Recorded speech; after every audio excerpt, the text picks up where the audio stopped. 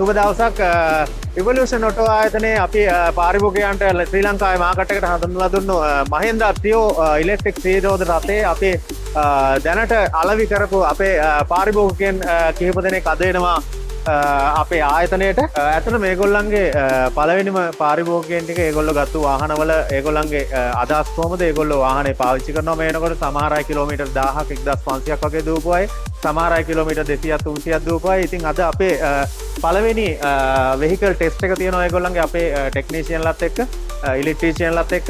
ඉතින් අපි බලමු අපේ පාරිභෝගිකයන්ගේ අදහස්. වාහනේ ඇත්තටම හොඳයි. මොකද මේ අර අපි ඉස්සෙල්ලා පෙට්‍රල් එක තමයි පාවිච්චි කරේ.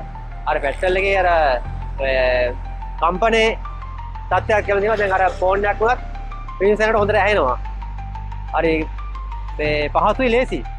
මම මේකේ මේ බටර් එක කවර් කරා. මේ සීට් ඉටිකොල ටික දාලා උතර මේ රෙද්ද ගැහුවා. ඒකල කාපට් දැම්මා. අපි දෙපාරයි දාත් කරේ.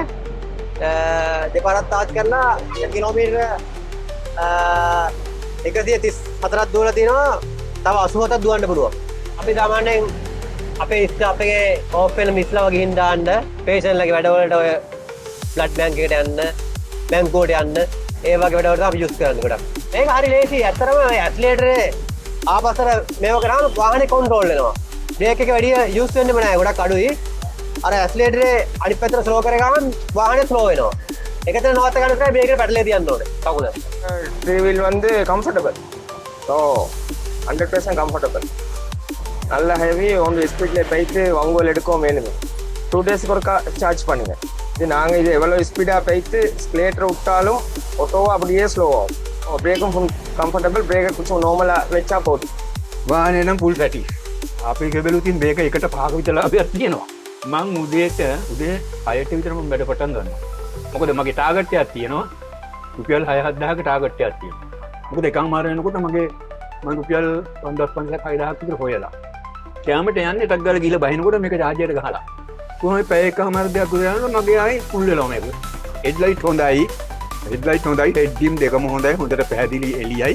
අපි ඉන්න කාලේ ලොරි වලට ආවා බස් ඩම් තියෙන එක ටාටා ලේලන්ඩ් වලට ඒක තියෙනවා. සාමාන්‍යයෙන් එක්ස්ටෝස් එකක් තියෙනවා. සයිලන්සර් කට ගහිල්ලා මේක. එන්ජින් තියෙනවා. ඒ එන්ජින් එක තියෙනවා.